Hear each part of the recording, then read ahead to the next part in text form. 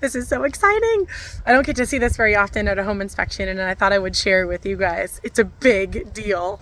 All right, so we're looking at a furnace vent, and it's plastic.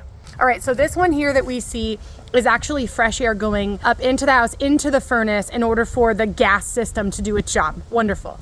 Oh, I'll have to make some notes about these being water or pest entry points. Anyway, the thing that I want to show you guys that's amazing, this is the pipe that is properly sloped up and out to let the gaseous air out, or the carbon monoxide air out. We never see this, you guys. This is going above and beyond.